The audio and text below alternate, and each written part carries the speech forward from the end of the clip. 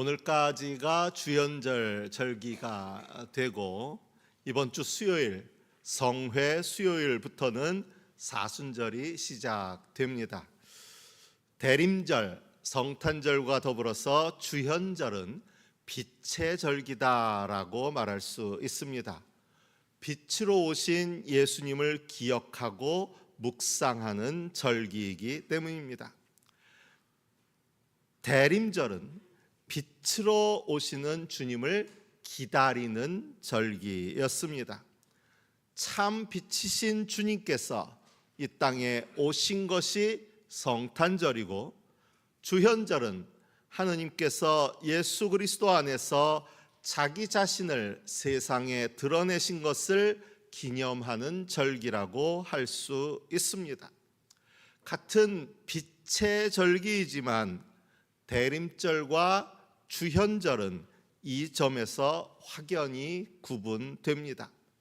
대림절은 어둠 속에서 빛을 기다리는 절기이지만, 주현절은 빛이 이미 나타났음을 기뻐하는 절기입니다. 그리고 오늘 주현절 마지막 주일은 마치 빛의 축제와도 같은 장면을 우리에게 전하고 있습니다.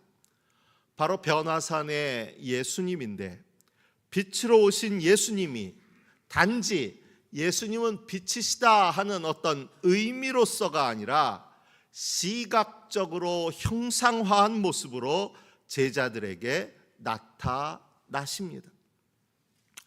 변화산의 이야기를 조금 더 구체적으로 나누기 전에 좀 더 빛의 이야기를 나눠보자면, 요한복음 1장 5절은 빛으로 오신 예수님을 가장 직접적으로 우리에게 전하는 말씀입니다. 그 빛이 어둠 속의 빛이니 라고 했는데, 여기서 빛이다 라는 동사의 시제는 현재형입니다. 공동번역을 따르면 빛이 지금도 비치고 있다, 또 최근에 번역된 새한글 성경을 따르면 계속해서 빛나고 있다라는 뜻입니다. 이미 세상에 와서 지금도 비치고 계신 빛을 말하고 있습니다. 그런데 그 다음에 이어지는 말씀이 이상합니다. 우리가 읽는 새번역 성경에서는 어둠이 그 빛을 이기지 못하였다라고 했는데, 여기서 이기지라는 말은 깨닫지 또는 받아들이지로 번역할 수도 있다라는 주해가 달려 있습니다.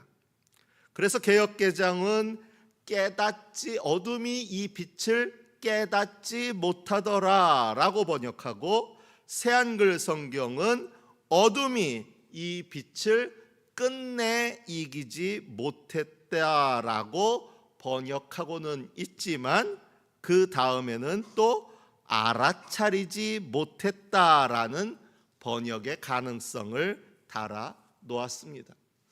조금은 어려운 얘기일 수 있지만, 이긴다는 말과 알아차리지 못했다, 깨닫지 못했다 라는 말은 뭔가 연관이 되지 않는 것 같지만, 그 어둠이 빛이신 주님이 오셨음에도 불구하고 그 빛을 온전히 받아들이지 못한 것을 이기지 못했다라는 말로서 표현하고 있는 것입니다.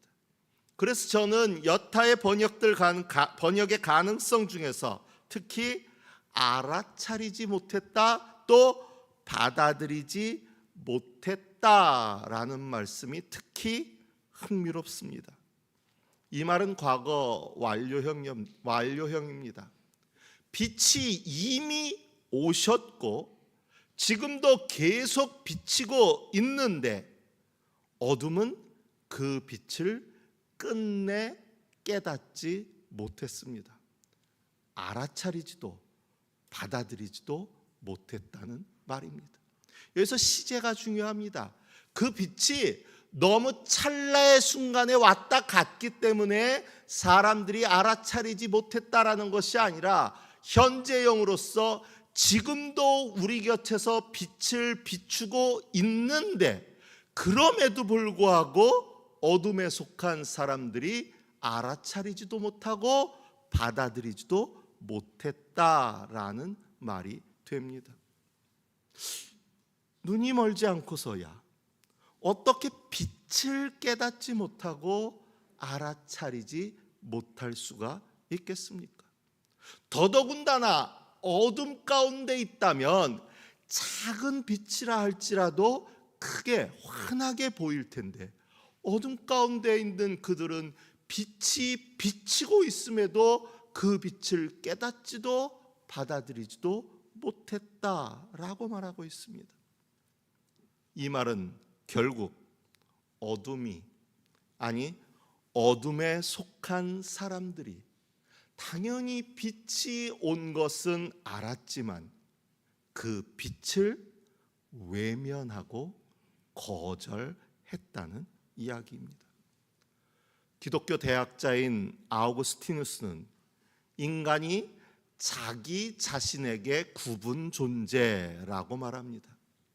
마치 팔이 안으로 굽는다는 말처럼 늘 자기 편한 대로 생각하고 자기 이로운 대로 판단한다는 것입니다. 결국 인간은 어둠이 더 편하고 어둠이 자신에게 더 이롭다고 판단했기 때문에 빛으로 오신 주님을 외면하고 거부했다는 이야기입니다. 그리고 여기 또다시 빛이신 주님을 외면하려는 사람들, 거부하는 사람들이 등장합니다. 그들은 바로 베드로 후서에 등장하는 사람들입니다. 베드로 후서가 기록될 당시 초대교회는 내부적인 위기에 직면해 있었습니다. 특히 그리스도의 재림에 대한 회의론이 고개를 들고 있었습니다.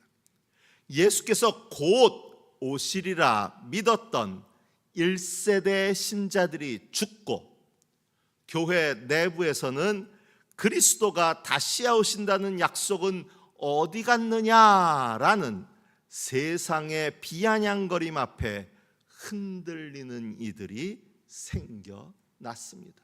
곧 오신다고 했는데 그 약속을 믿고 기다리던 우리의 선배 그리스도인들은 이미 다 죽고 이제 우리가 남겨졌는데 도대체 이 곧이 언제냐? 도대체 이 곧이 언제냐? 오기는 오는 거냐?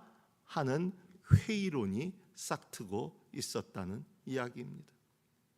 그도 그럴 것이 재림은 지연되고 박해와 조롱이 일상이 되었기 때문입니다. 아무 일도 없는 것이 아니라 주님의 재림은 점점점 지연되고 있는데 당시 교회의 상황은 온갖 박해와 탄압 앞에 놓여 있었다는 이야기입니다. 저 분명하지 않은 약속을 믿고 우리가 이 박해와 탄압 속에서도 믿음을 지키는 것이 과연 옳은 일이냐라는 회의론이 싹트기 좋은 상황이었습니다. 더군다나 그 틈을 타서 교회 안으로 들어온 영지주의의 영향을 받은 거짓 교사들은 달콤하게 그들에게 속삭입니다. 예수의 재림이나 능력은 다 꾸며낸 신화일 뿐이다. 이런 사람들 앞에 베드로가 홀로 서 있습니다. 베드로는 지금 이제 인생의 마지막을 준비하고 있습니다.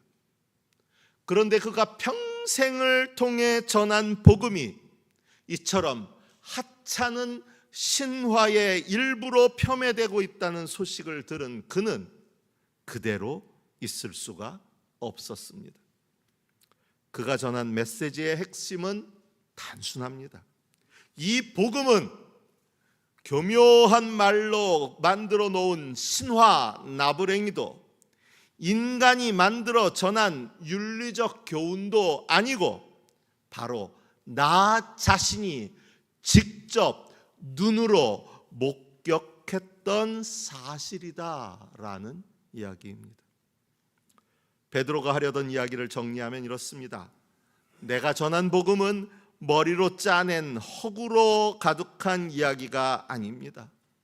나는 내 눈이 멀어버릴 것 같았던 그 빛을 보았고 내 심장을 떨게 했던 그 음성을 들었습니다. 물론 그가 말하는 것은 바로 변화산의 이야기입니다.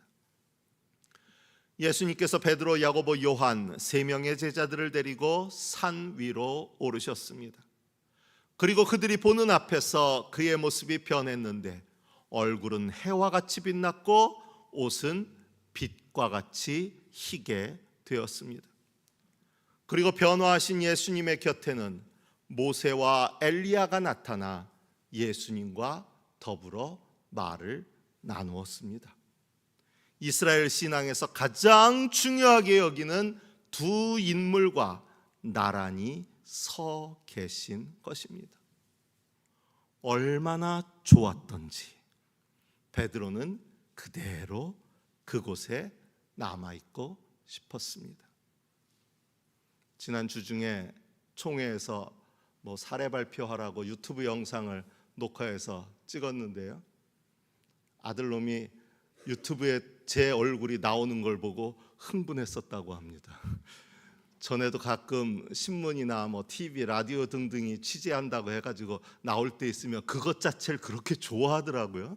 아직도 텔레비전에 내가 나왔으면 정말 좋겠네도 아닌데, 지금 베드로는 자기가 쫓아다니던 그 예수님이 다른 사람도 아니고 모세와 엘리야와 함께 황홀한 모습으로, 변한 모습으로 자기 눈앞에 있는데 도대체 이 심장의 박동을 멈출 수가 없었던 거예요. 그야말로 흥분의 도가니였던 거예요. 그래서 난 여기서 그냥 살고 싶다라는 생각에 주님께 그런 말씀을 드렸던 거예요. 이것은 단순한 사건이 아니었습니다. 복음서는 오늘 이 일이 엿새 뒤에 일어난 일이라고 전하고 있습니다. 그러면 엿새 전에는 무슨 일이 있었던 것일까요? 빌립보 가이사랴에서 예수님은 제자들을 향해 사람들이 인자를 누구라고 하느냐라고 물으시고, 이어서 제자들에게 너희는 나를 누구라고 하느냐 하고 물으셨습니다. 그리고 베드로는 여러분들이 이렇게 잘 알고 있듯이 이 질문에 선생님은 살아계신 하나님의 아들 그리스도이십니다라는 위대한 고백을 드렸습니다. 오늘 이 변화산의 이 일은 바로 이 고백 엿새 후에 벌어진 일입니다. 그가 드렸던 그 위대한 고백, 당시로서는 자기도 자기가 하는 말이 무슨 뜻인지 정확히 깨닫지 못했던 바로 그 고백이 엿새 후에 자기 눈앞에서 현실로 드러나고 있는 장면을 목도한 것입니다. 베드로는 바로 이 일을 통해 하나님의 영광이 그의 아들 예수 그리스도에게 주어졌다는 것을 깨달았다고 베드로 후서의 말씀에서 고백하고 있습니다. 그리고 이 영광은 3500년 전 거칠고 황량한 시내 산 위에서 나타났던 바로 그 영광이었습니다. 모세는 하나님의 부름을 받고 여호수아와 함께 산을 오릅니다. 출애굽기 24장 15절에서 16절은 그 순간을 이렇게 묘사합니다. 주님의 영광이 시내산 위에 머무르고 엿새 동안 구름이 산을 뒤덮었다. 이스라엘 자손의 눈에는 주님의 영광이 마치 산 꼭대기에서 타오르는 불처럼 보였다. 구름처럼, 불꽃처럼 나타났던 그 시내산의 영광이 이제는 빛으로 주님을 휘감고 변화산에 나타났다는 것입니다. 베드로는 바로 이 영광스러운 장면을 직접 본 것입니다. 요즘 사람들이 자랑처럼 하는 말로 그야말로 직관한 것입니다. 그리고 이 빛은 단지 예수님만 변화시킨 것이 아닙니다. 이 빛은 그 빛 가운데 계신 주님의 영광을 바라본 베드로를 변화시켰습니다. 리처드 보컴이라는 신학자는 예수와 그 목격자들이라는 그의 책에서 베드로가 훗날 자신을 가리켜 사용한 에포프타이, 목격자라는 단어에 주목합니다. 당시 헬라 문화권에서 이 단어 에포프타이는 비밀스러운 종교의식에서 신적인 실제를 직접 대면한 최고의 입문자에게만 허락된 용어였습니다. 같은 의미는 아니겠지만 우리의 무속신앙의 근거에 보자면 마치 신접한 사람에게 붙이는 용어가 바로 이 에포프타이였다는 이야기입니다. 베드로는 지금 단순히 예수님의 변화 사건을 직관했다고 자랑하고 예수님의 영광을 직접 본 사실을 구경꾼의 입장에서 자랑하고 있는 것이 아니라 나도 거기 있었잖아, 나도 그거 봤잖아, 그것을 자랑하는 것이 아니라 주님의 영광이라는 실체를 직접 체험하고 직접 그 빛에 의해 변화된 증언의 당사자, 목격자가 되었다고 말하고 있는 것입니다. 이 산 위의 경험은 산 아래의 베드로를 변화시켰습니다. 그리고 이 변화는 그를 비록 우여곡절은 있었지만 결국은 어떠한 박해와 유혹에도 복음의 증언자로 살아갈 수 있도록 이끌어주는 힘이 되었습니다. 이 변화는 베드로에게 국한된 것이 아니었습니다.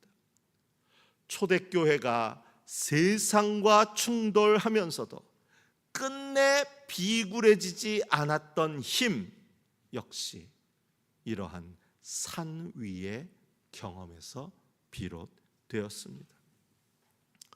물론 변화산에 오른 것은 베드로를 비롯한 극소수의 일행이었습니다.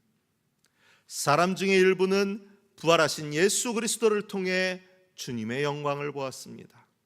또 다른 사람들은 예수님이 승천하시던 날 그 산에서 주님의 영광을 보았습니다. 사도 바울과 같은 사람은 다메섹으로 가는 길 위에서 이 주님의 영광을 마주했습니다. 경험은 각기 달랐지만 그들 모두는 같은 변화를 마주했습니다. 그리고 이런 변화는 그들에게 힘이 되었고 믿음의 근거, 그 누구도 흔들 수도 없고 빼앗을 수도 없는 믿음의 근거가 되었습니다.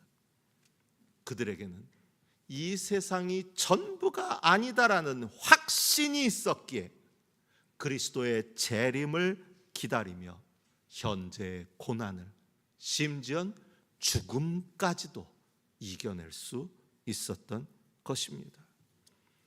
우리의 앞서 살아낸 모든 믿음의 사람들은 바로 이 신앙을 살아냈던 것입니다. 오늘을 살아가는 지금의 우리에게 필요한 것은 무엇일까요? 물론 우리에게도 산 위의 영광이 필요합니다. 무엇으로도 설명할 수 없는 압도적인 신비의 경험이 필요합니다. 여러분의 변화사는 어디입니까? 아니, 어디였습니까? 그런데 갈수록 교회 안에 변화산을 잃어버린 사람들이 늘어납니다. 산 위에 올라보지도 못한 채 그저 산 아래에서 사는 일이 믿는 일이 힘겨운 과제가 되어버린 사람들도 있습니다. 바로 그들이 베드로 후서에서 지목되는 사람들입니다. 그들은 교회 밖의 사람들이 아닙니다. 교회 안에 들어와 있기는 하지만 베드로와 초대교회 성도들이 목숨을 걸고 지켜온 복음을 교묘하게 꾸민 신화 정도로 치부하며 믿음 아닌 믿음을 이어가던 사람들입니다. 오늘 우리 주변의 많은 그리스도인들도 이와 다르지 않습니다. 아까도 말씀드린 그 교회 사례 소개를 하면서 좀 조심스럽지만 비단 우리 교회만이 아니라 현재 많은 교회들이 겪고 있는 믿음의 문제를 거론하면서 신앙 빠진 신앙생활, 믿는다는 믿음의 문제를 말했습니다. 교회 생활이 곧 믿음의 증거는 될 수 없다는 것이었습니다. 그럼 어떻게 할까요? 우리의 변화산을 찾으려면 어디로 가야 할까요?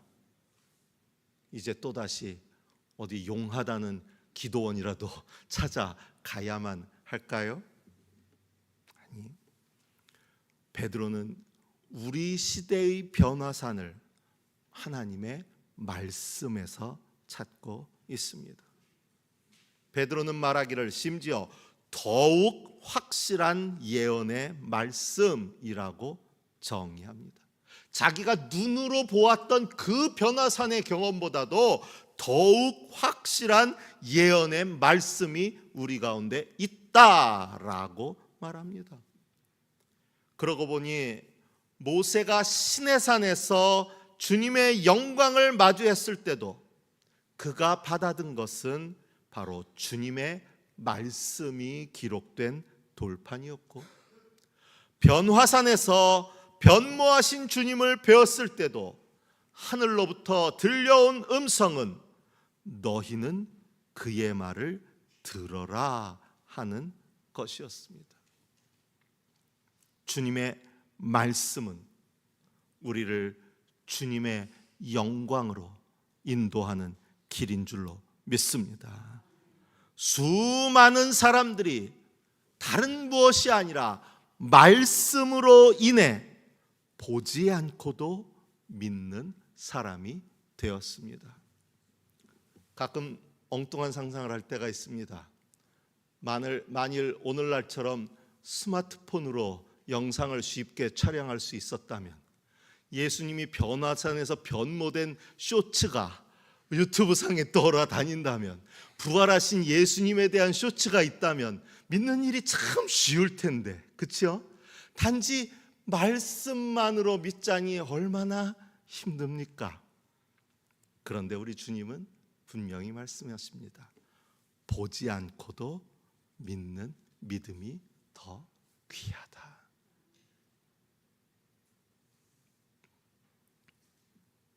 그들은 말씀을 통해 산 위에 오를 수 있었고 주님의 영광을 볼 수 있었습니다. 저는 우리가 함께 모여드리는 이 예배의 자리가 여러분의 변화산, 영광의 주님을 만나는 자리가 되기를 축원합니다. 여러분이 영광의 주님을 만나고 변화받아서 일생을 정말 믿는 사람으로 살아갈 수 있기를 바랍니다. 물론 대부분의 우리는 산 아래 일상의 골짜기에 서 있습니다. 여전히 막연하며 불확실합니다. 영광이 아닌 빛 한 줌도 들어오지 않는 그저 내일의 생존에 대한 걱정이 끊이지 않는 곳입니다.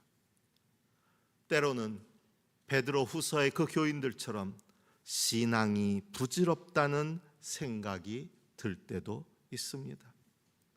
산 위의 황홀경은 보지 못하고 우리가 살아내야 할 산 아래 삶의 무게에 버거움을 느끼기도 합니다. 그러나 그럴수록 우리가 영광의 주님을 만나기를 간절히 소망할 수 있기를 바랍니다. 그래서 당장 눈앞에 통장 잔고가 채워지지 않아도, 때로는 세상이 조롱하는 실패자의 자리에 떨어진다 해도 결국 하느님께서, 우리 주님께서 다시 오셔서 역사를 완성하실 것이라는 이 믿음을 가지고 끝까지 주님을 따를 수 있기를 바랍니다. 이제 빛의 절기 주연절이 끝나고 곧 사순절이 시작됩니다. 주일을 제외하고 40일간 총 46일의 사순절 기간을 보내게 됩니다.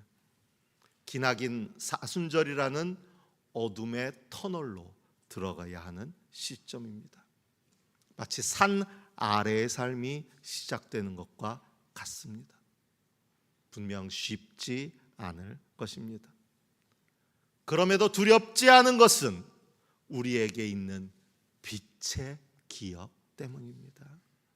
우리와 함께 하시는 성령의 등불이 있기 때문입니다. 그리고 이 길이 동굴이 아니고 터널임을 믿기 때문입니다.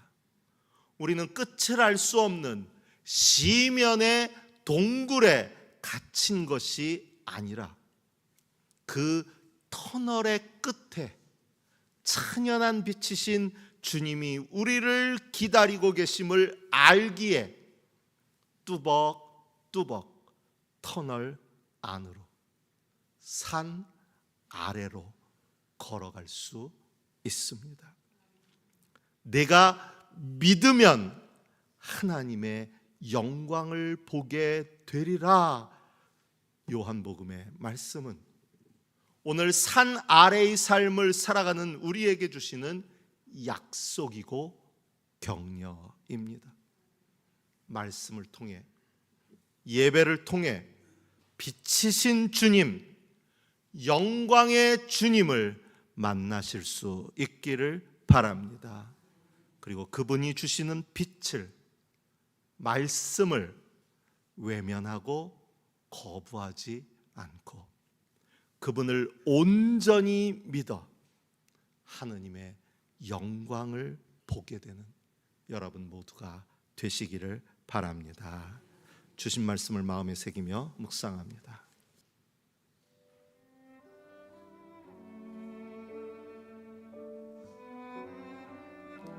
그들이 보는 앞에서 그의 모습이 변하였다.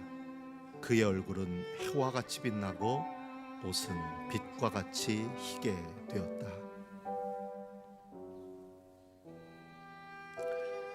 이는 내 사랑하는 아들이다. 나는 그를 좋아한다. 너희는 그의 말을 들어라.